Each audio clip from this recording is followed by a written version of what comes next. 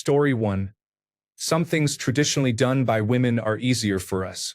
No, it is not easier for me to stay up all night with the baby or to juggle work and childcare. Story 2. Taking birth control is not always a safe option for women. It can have serious effects on hormones and can increase the risk of blood clots. Intrauterine devices can be painful to insert and remove. Oral contraceptive pills can cause hormone withdrawal symptoms, leading to severe migraines and uncontrollable mood fluctuations. Story 3. Many people underestimate how many women experience pain during penetrative sex. The majority report at least occasional pain, and a substantial percentage regularly experience discomfort, though studies vary on the exact number. Story 4. I saw a video of a man enjoying a bonfire alone. The comments said women would never understand. Not me. I sit alone in the backyard with my bonfire. Nothing beats building a great bonfire. It evokes a primitive feeling. Story 5. We are not hairless. Most of us have hair everywhere. Yes, hairy women exist. We are not dirty, single, or insane. We are human. I do not understand how men pick on women for having peach fuzz, hair on their backs or buttocks, and so on. Some men think women appear the way they are shown in pornography. Story 6. A lot of men seem to have the odd idea that women are constantly hyper-aware of their vaginas.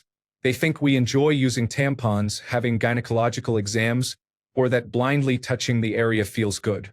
If you insert something into an unaroused vagina, a woman will notice some sensation, but it is not an instant orgasm button or even arousing. Unless sexual activity has begun, touching the genitals feels like touching an arm or a leg. It is just a body part. While a woman may feel a tampon being inserted, she cannot feel it once it is in, so it is not as if we walk around all day masturbating with these tiny objects inside us. Story 7.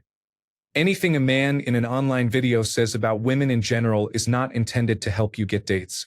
He wants you to feel bitter and miserable, so you keep failing and return to give him views or money. Most women do not want to be treated like commodities or disrespected. Stop listening to men who tell you to disrespect women. Story 8. I would not say that most men get this wrong. It is more an online issue. A common idea assumes that all women have a strong support system and do not experience loneliness the way men do. But that is not true. Social norms often prepare women, though not always, to forge strong emotional bonds. That does not mean everyone does, especially when mental illness is involved. Story 9. Some people say men and women are completely different species, but they are more alike than either side likes to admit. Story 10. Any assumption that, by virtue of not being male, we are intrinsically a certain way is incorrect. We are just people. We have the same feelings, impulses, and struggles. Story 11. Just because they're friendly doesn't mean they want to bear your child. Story 12. Don't assume that all women are the same. How about you talk to the woman you are actually trying to pursue? Story 13. Some people assume that expressing strong emotions means we are now incapable of rational thought and should therefore be ignored. Yes, I am crying because I am upset, but I will still be able to set out for you the how, when, why, and what I would appreciate moving forward. With some men, it is like they see tears and a loud, authoritative voice booms in their heads, judging that she is emotional and that nothing she says makes sense from that moment on. On the flip side, if we force down our feelings and speak calmly, those same men will hear a voice saying that we do not look very bothered and that the issue probably does not matter much. Story 14. Some men, of course, want to see breasts and female genitalia. They may assume that women want to see the male equivalent. That is why some men send unsolicited, explicit photos of their genitals. Any man sending such a photo is often expecting a woman to reciprocate with a photo of her breasts. Many women, of course, operate differently. If we like your face, your voice, and your personality, we are more likely to find your genitals attractive. You have to let us work from the outside in. It is much harder to find a man with an acceptable personality than to find one with an acceptable penis. Your penis is not a sales pitch. If you want to impress a woman, show her your emotional intelligence. Story 15. If a woman is nice to you, it means she wants you. Story 16. We do not enjoy the things they like. I love Pokemon, reading comics, and watching anime. Story 17. If we are friendly, that does not automatically mean we are interested in anything more than friendship. Story 18. I don't know about most people, but I have seen many men assume that women hate men and believe certain characteristics make men subhuman. I am reflecting on the responses to this, and I am surprised by how many men think women hate them. Men, this is your problem. This mindset is harmful. If you want healthy, positive relationships with women, stop assuming they hate you. Stop being defensive and be willing to listen and consider a new perspective. This will make you much more appealing for a relationship than your height, looks, or any other feature you think is holding you back. Story 19. Many men assume that women are as visual as they are. We are not.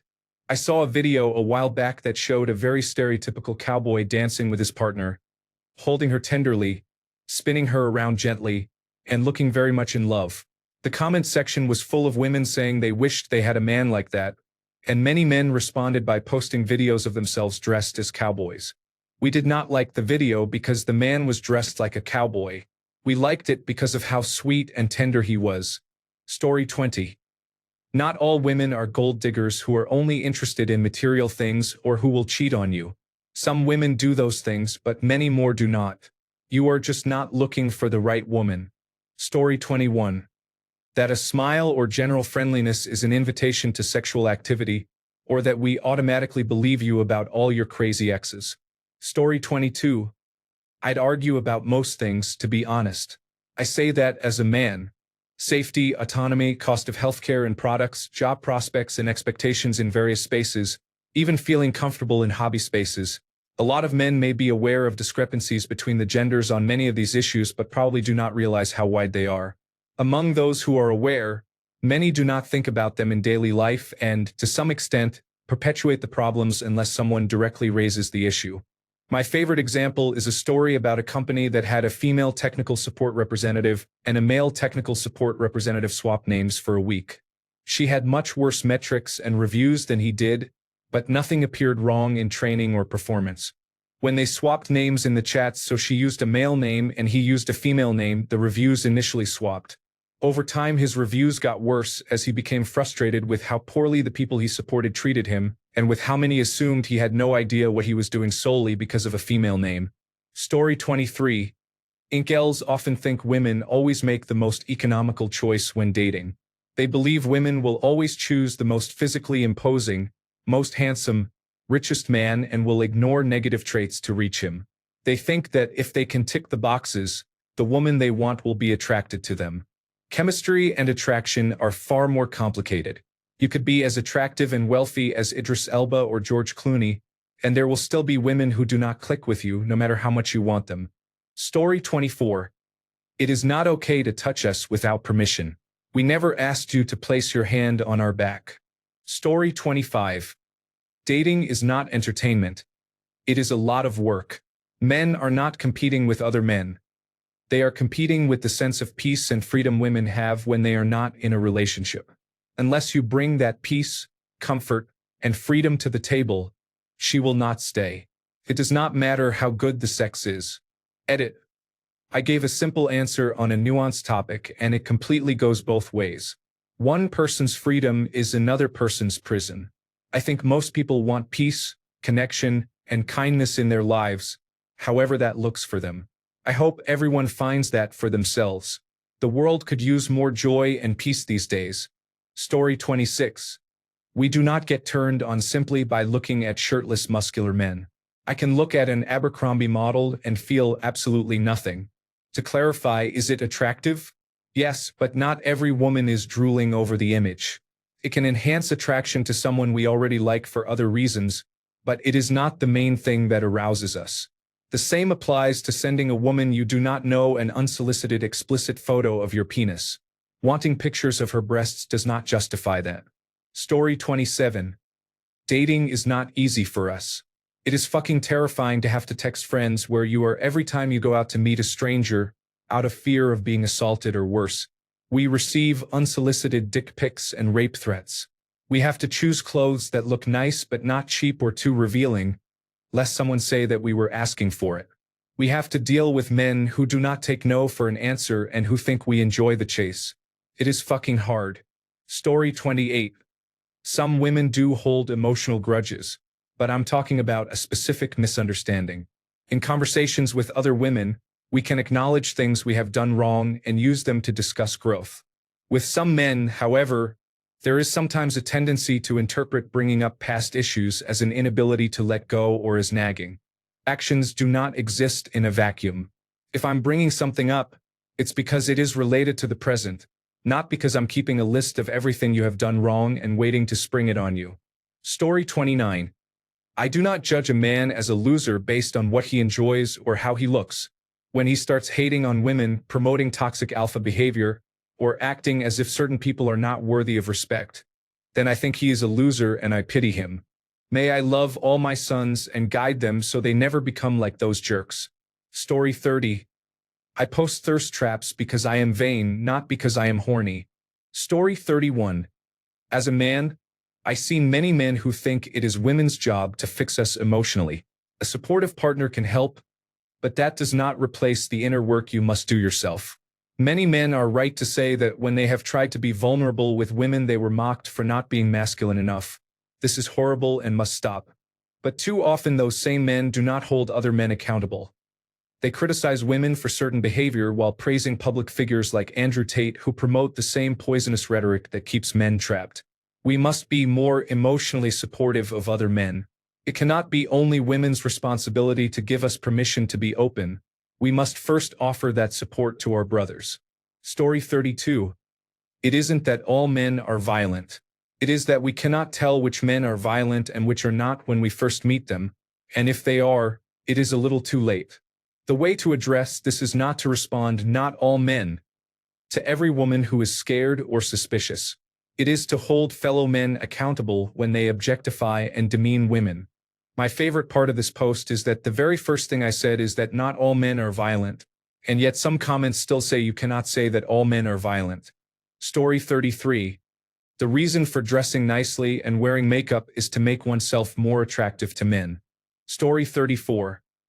Some people believe that women are not as sexual or as interested in sex as men. Many women present themselves as more vanilla than they actually are to avoid judgment, especially in certain cultures and countries.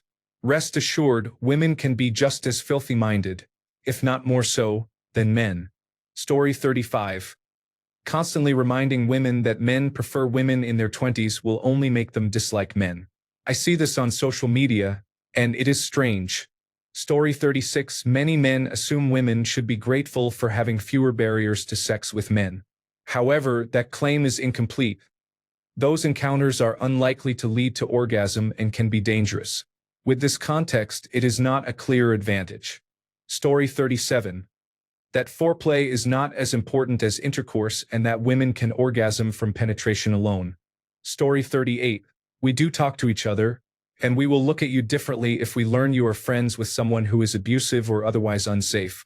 We value community.